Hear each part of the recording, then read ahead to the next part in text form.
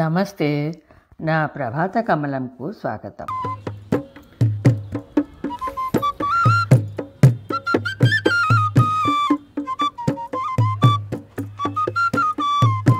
కృష్ణుని యొక్క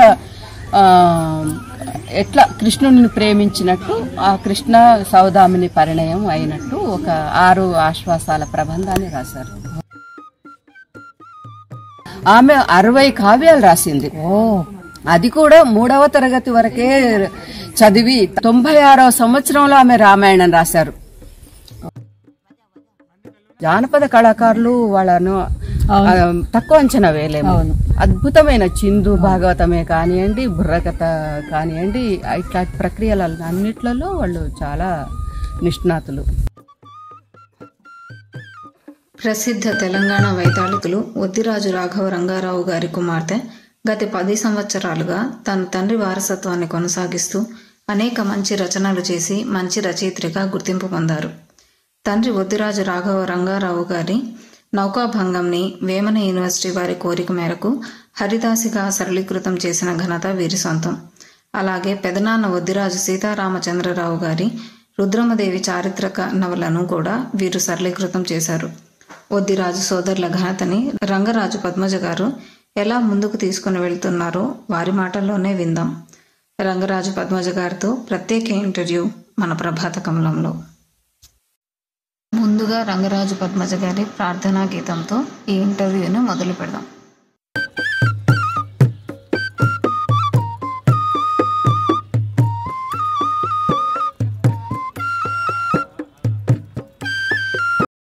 అందరికీ నమస్కారం. ఇది ఒక ప్రార్థనా గీతంగా కూడా మేము ఒక సమావేశంలో పాడుకున్నాం. జయ జయ భువనేశ్వరి, జయ జయ పరమేశ్వరి, జయ జయ భువనేశ్వరి, జయ జయ పరమేశ్వరి. చుంచన కోటన వెలసిన దేవి, చుంచన కోటన వెలసిన దేవి, నీ అంచన చేర్చు రాయంజవాహని, జయ జయ భువనేశ్వరి. నీ కేశభారము చూచిన చాలు మా క్లేశములన్నీ తొలుగును తల్లి. నీ కేశభారము చూచిన చాలు మా క్లేశము తొలుగును క్లీంకారి, జయ జయ భువనేశ్వరి దేవి. చుంచన కోటన వెలసిన దేవి, అడిగిన వారికి అభయమునిచ్చే అంబుజవదన అంజలి నీకు. గలగలలాడే కంకణ ధ్వనులు గణగణను పురా ఝణ ఝణలు, గలగలలాడే కంకణ ధ్వనులు గణగణను పురా ఝణ ఝణలు. మెట్టెల సౌవడుల మంగళమూరితి మా మనవి వినవే మలయవాసిని, జయ జయ భువనేశ్వరి, జయ జయ పరమేశ్వరి. చుంచన కోటన వెలసిన దేవి, చలిమల పట్టి చాముండేశ్వరి, జయ జయ భువనేశ్వరి. ఎంత బాగుంది మీ పాట కూడా, చాలా బాగుంది, చాలా బాగా పాడారు మీరు. అనేక కృతజ్ఞతలు. మీ పేరు? నా పేరు రంగరాజు పద్మజ. నేను మాది ఇక్కడే హైదరాబాదే. మా నాన్నగారు కూడా తెలంగాణ వైతాళికులు, వద్దిరాజు రాఘవ రంగారావు గారి కూతుర్ని. ఓకే, అంటే మీ నాన్నగారు కూడా బాగా రాసేవారా కవితలు? అవి 80 పుస్తకాలు రాశారు, గ్రంథాలు రాశారు. ఓకే. తెలుగు, సంస్కృతం, తమిళ అనువాదాలు, సంస్కృత అనువాదాలు, తర్వాత నవల. ఏ నవల రాశారు? ద రెక్ అని రవీంద్రనాథ్ ఠాగూర్ యొక్క ఆంగ్ల నవలను తెలుగులో అనువాదం చేశారు, నౌకాభంగం అని. నౌకాభంగం తెలుగు అనువాదం చేస్తుంది మా నాన్నగారు. నా దగ్గర ఉంది ఆ నవల. పేరు మీ నాన్నగారి పేరు? ఇద్దరు జంట కవులు, వద్దిరాజు సీతారామచంద్రరావు, వద్దిరాజు రాఘవరంగారావు గారు, ఇద్దరు అన్నదమ్ములు. ఒకళ్ళది భావం అయితే ఒకళ్ళు రాయడము, ఒకళ్ళు రాయడం అయితే ఒకళ్ళది భావము. అట్లాగా వాళ్ళు కలిసి ఎన్నో రచనలు చేసిండ్రు. ఆ రచనలలో చాలా పెద్ద అంటే ప్రబంధ శైలిలో వచ్చిన రచన సౌదామిని పరిణయం.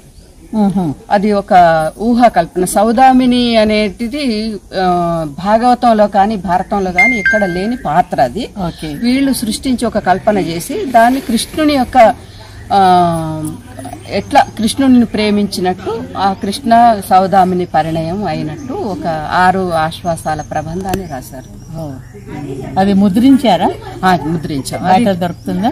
పొట్టి శ్రీరాములు తెలుగు యూనివర్సిటీ వాళ్ళు ఆ గ్రంథాన్ని అచ్చివేశారు. దాన్ని 2వ ముద్రణ కూడా అయింది. సో వారి వారసత్వం మీరు అందిపుచ్చుకున్నారా? అంటే అంత లేదు, కాకపోతే నాకు సంసార అవి కుటుంబ ఇంతవరకు కుటుంబానికి ఎక్కువ ఫోకస్ చేసిన. ఈ మధ్యలో ఒక 10 సంవత్సరాల నుంచే రచన వ్యాసంగంలోకి వచ్చినాను. ఏమేమి రాశారు మీరు?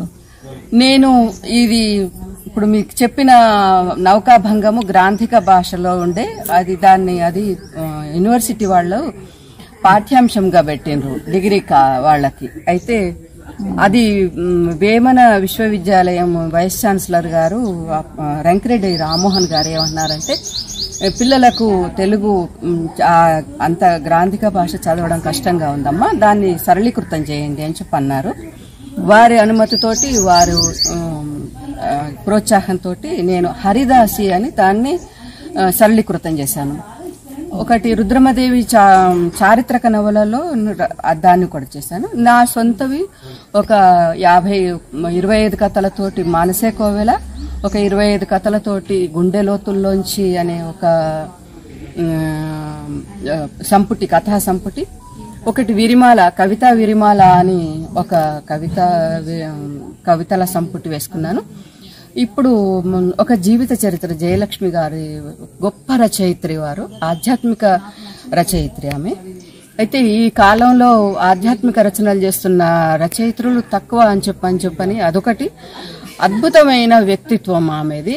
అయితే మహిళా సాధికారత ఉన్న మహిళ గురించి ఒక చరిత్ర రాయమని అయినంపూడి శ్రీలక్ష్మి గారు వారు చెప్పట ఆదేశించడం, వారి ఆదేశాన్ని నాకు చాలా సంతోషం అనిపించి అంతర్జాతీయ మహిళా దినోత్సవం సందర్భంగా ఎవరు అనంటే ఏవో 4 కథలు రాసుకోను, ఒక 4 పుస్తకాలు వేసుకోను, మేమే రచయిత్రులం అని మేము మా బోటి వాళ్ళని చెప్పుకుంటున్న ఈ రోజుల్లో ఆమె 60 కావ్యాలు రాసింది.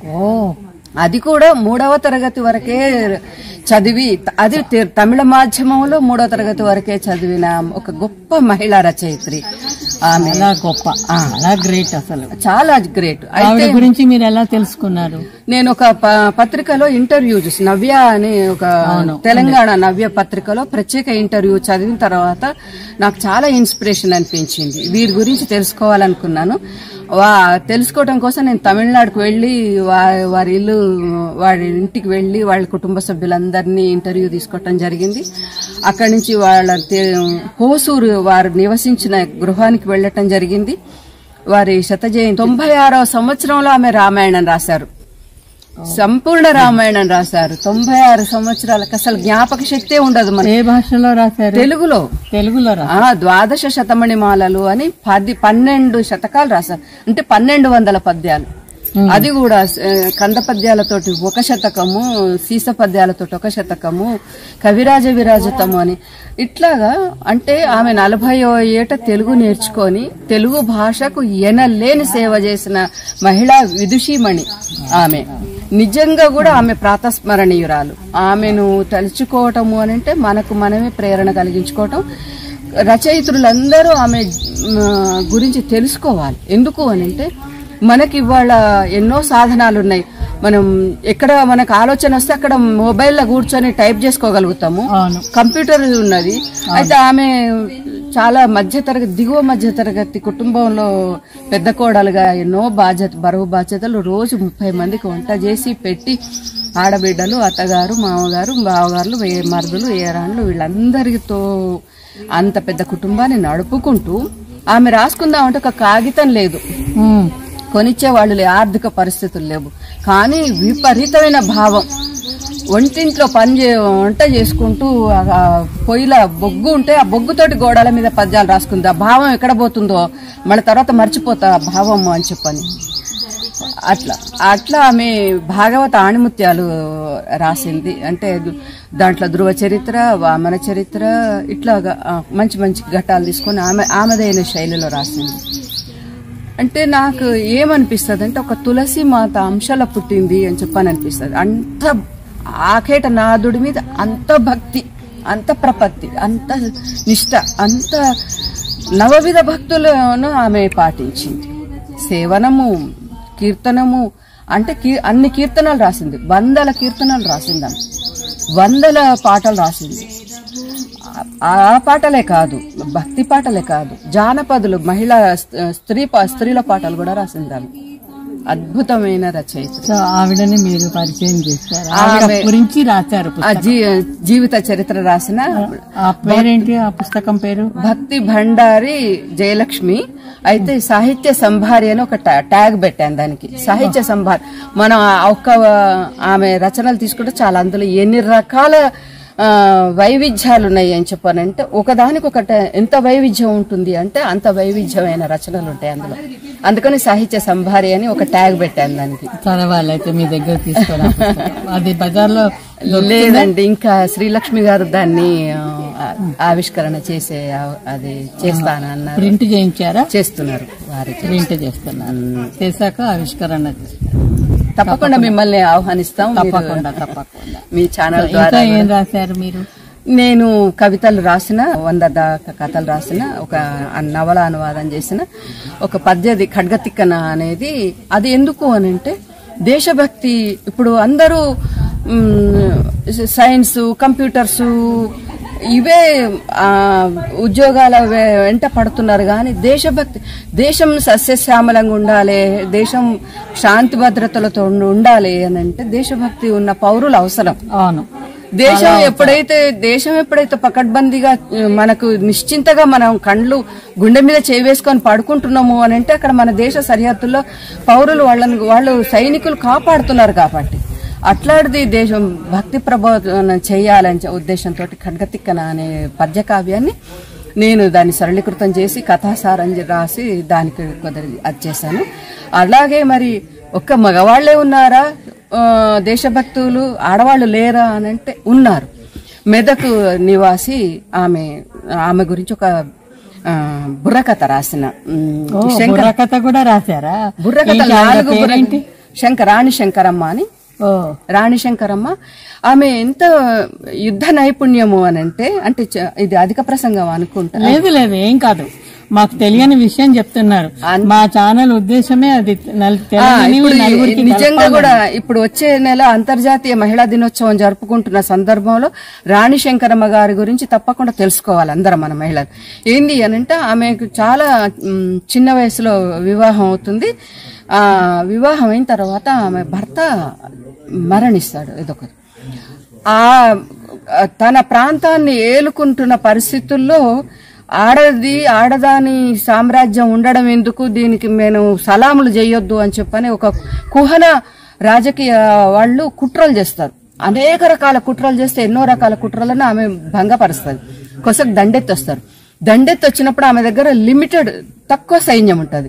తక్కువ సైన్యం ఉన్నది అని వాళ్ళు ఎక్కడ చేస్తారో వాళ్ళు బెదిరిపోవాలని చెప్పని ఒక్కొక్క గుర్రానికి 2 కాగడాలు కడతదండి. అంటే వాళ్లకు ఆ దూరం నుంచి చూస్తే అమ్మో చాలా సైన్యం ఉన్నది అని భ్రమలో పడి వాళ్ళు వెనకకే వెళ్లిపోతారు. అంటే ఎదురుబడి యుద్ధం చేయడమే కాదు, యుద్ధ నైపుణ్యాలు ఎట్లా గెలుచుకోవాలి, ఎట్లా భయపెట్టాలి అనే ఒక స్ట్రాటజీ ఆ కాలంలోనే ఆమె చేసిందని చెప్పని నేను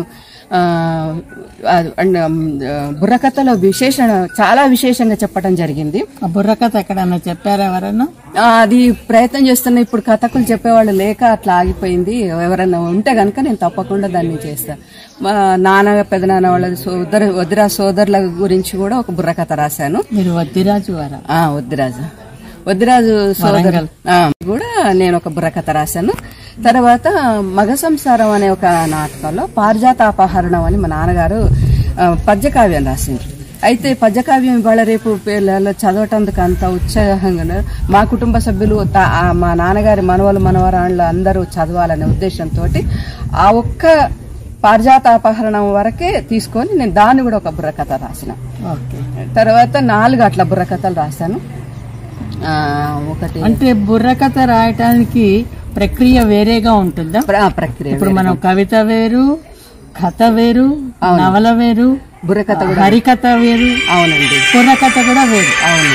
బుర్రకథకి కూడా ఒక ప్రక్రియ ఉంటుంది, సహజ ప్రక్రియ ఉంటుంది. అది చెప్పే విధానంగా రాయటం ఉంటుంది, రాసే విధానం వేరు ఉంటుంది, చెప్పే విధానం కూడా వేరే ఉంటుంది. ఎందుకు అనంటే అది మీరు ఎలా గ్రహించారు? మా చిన్నప్పుడు బుర్రకథలు బాగా చెప్పేవాళ్ళు. అప్పుడు ఆ సాహిత్య జానపద ప్రక్రియ అదొకటి. అవును. అయితే అది ఏంటిది అనంటే మిగతా హరికథలు గాని భాగవత, భారత, రామాయణ ఇత్యాది పురాణాలన్నీ కొద్దిపాటి చదువుకున్న వాళ్ళకి, ఇంకా బాగా చదువుకున్న వాళ్ళకి చేరువైనాయి. కానీ మామూలుగా అప్పుడు నిరక్షరాస్యత ఎక్కువ మా చిన్నప్పుడు. ఆ నిరక్షరాస్యులకు కూడా మన సాహిత్యం అందాలే, వాళ్ళకు కూడా కొన్ని విషయాలు తెలవాలి అనే మహానుభావులు బుర్రకథ రూపకంగా కొంత సాహిత్యాన్ని వెలువరించిండ్రు. పల్లెటూళ్ళలో ఊరూరుకు అది ఒక జీవనోపాధిగా కూడా కొంతమంది స్వీకరించటం జరిగింది. దాని ద్వారా కొంత చెప్పటం జరిగింది. నా చిన్నప్పుడు నేను కూడా విన్నాను. మా అమ్మగారు చాలా బాగుంటది. అది జానపద సాహిత్యానికి సంబంధించిన బుర్రకథే కానీ అందులో కూడా పౌరాణికాలు ప్రవేశించినాయి. అందులో చారిత్రక నవలలో కూడా ఇంకొక రకమైన మంజరి ద్విపదలు వచ్చినాయి. సినిమా పాటల స్టైల్ పాటలు కూడా చొప్పించిండ్రు.